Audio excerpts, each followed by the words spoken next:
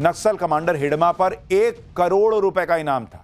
नक्सल commander बसवा राजू के मारे जाने के बाद दंडकारण्य स्पेशल जोन कमेटी का महासचिव बना था।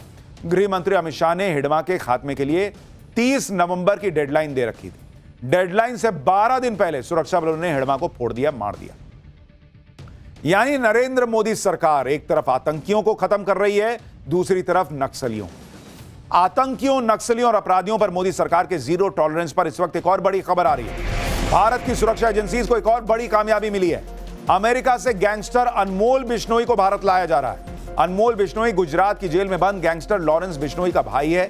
अनमोल बिश्नोई सिंगर सिद्धू मूसेवाला और एनसीपी नेता बाबा सिद्दीकी हत्याकांड में आरोपी है। सलमान खान के घर के बाहर हुई फायरिंग के मामले में भी वो आरोपी है। लॉरेंस बिश्नोई गैंग के हर ऑपरेशन का जिम्मा खुद संभालता था।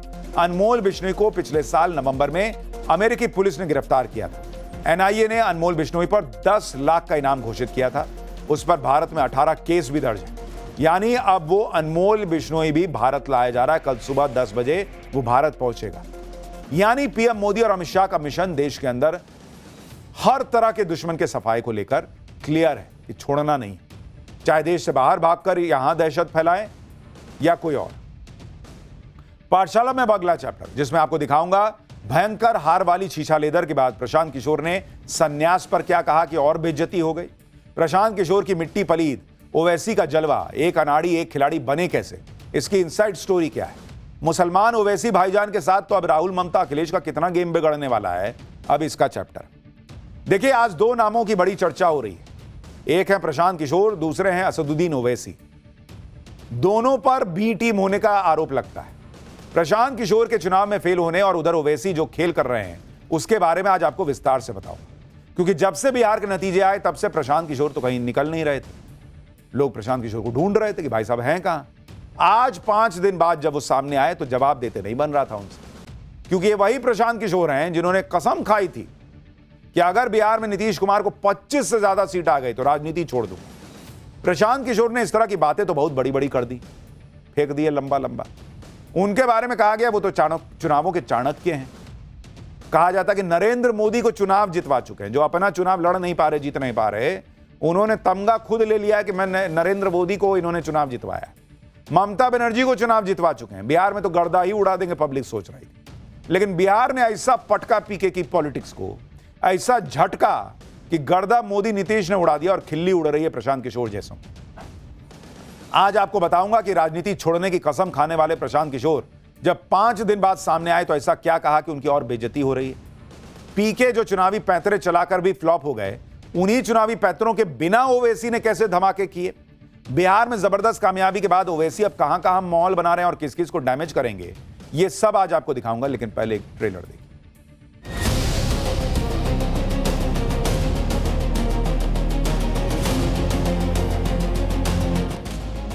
हम लोगों से जरूर कुछ गलती हुई होगी। तुम्हारे जैसे लोगों को तो उंगलियों में खेल लूंगा इंशाअल्लाह ताला।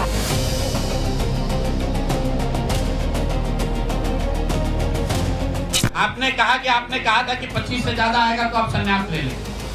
तो भैया किस पद पर हैं जिससे मैं इस्तीफा दे दूं? 25 सीट की बात है, बिल्कुल 25 सीट से ज्यादा नीतीश कुमार को ना आना चाहिए था, ना आता।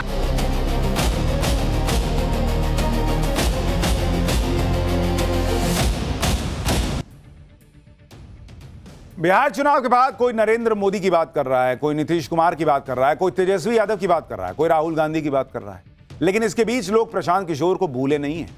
लोग प्रशांत किशोर को खोज रहे थे, क्योंकि ये प्रशांत किशोर ही थे जिन्होंने बिहार चुनाव पर बड़े बड़े दावे ठोक दिए थे। कहा था कि नीतीश कुमार को 25 सीट भी नहीं आएगी, अगर नीतीश कुमार को 25 सीट से ज्यादा आ गई तो मैं राजनीति से संन्यास ले लूंगा। प्रशांत किशोर ने यह बात एक बार नहीं कई बार कही।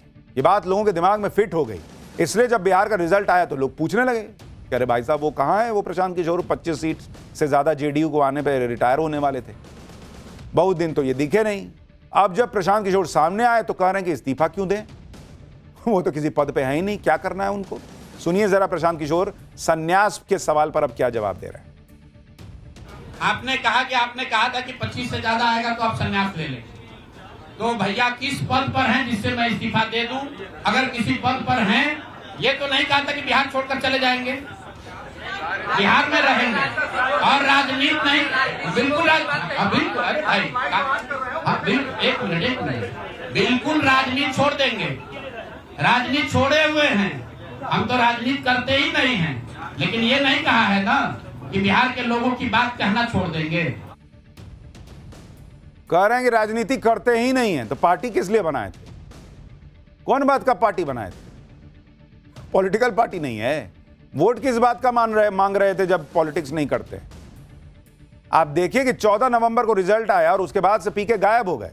अब कह रहे हैं कि मैं कौन से पद पे था जो इस्तीफा दे दूं। अरे उसी पद से इस्तीफा दीजिए जिसका दावा ठोके थे कि 25 से ज्यादा सीट नीतीश कुमार को आई तो मैं राजनीति छोड़ दूंगा।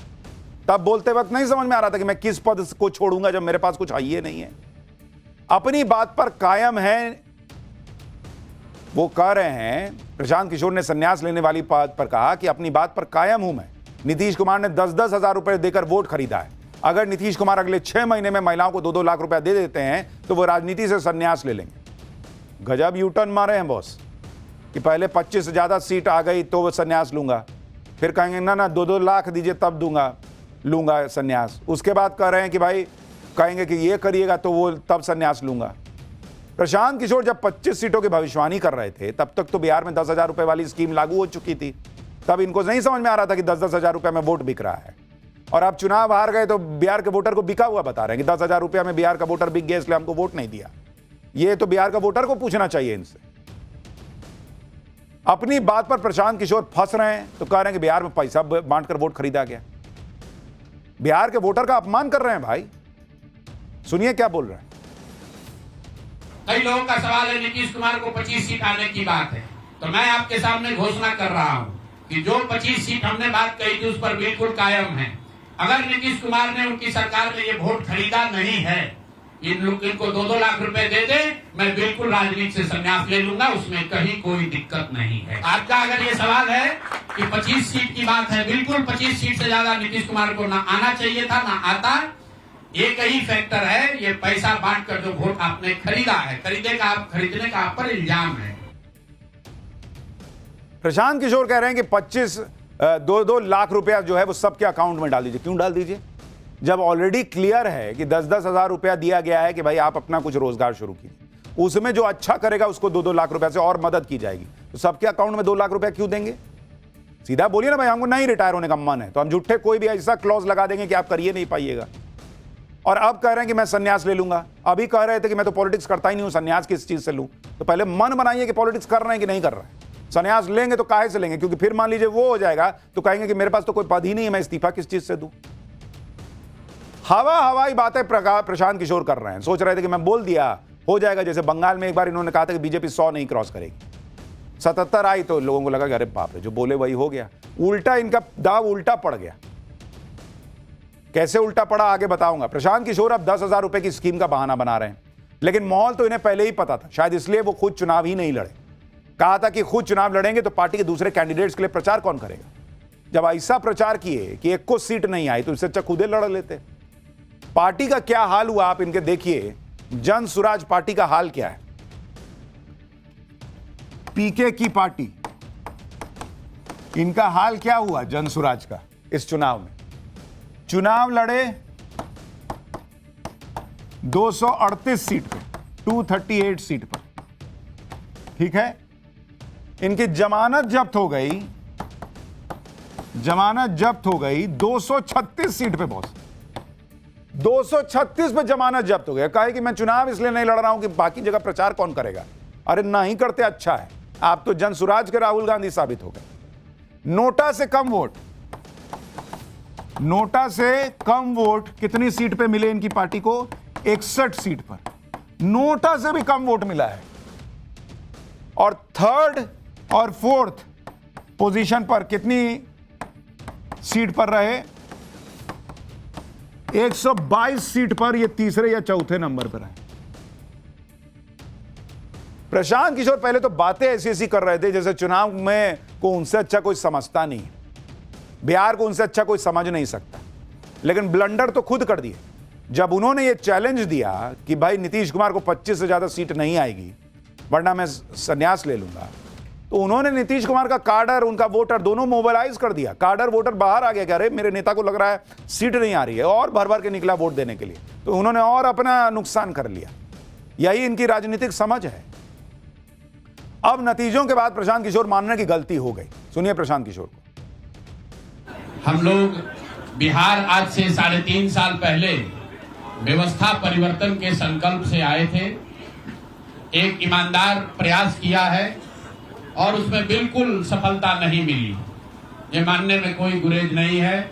व्यवस्था परिवर्तन की बात तो छोड़िए, सत्ता परिवर्तन भी हम लोग नहीं करा सके। तो हम लोगों से जरूर कुछ गलती हुई होगी, हम लोग के प्रयास में, हम लोग के सोच में, हम लोग के बताने के तरीके में जरूर कुछ गलती रही होगी कि जनता ने हम लोग को नहीं चुना है।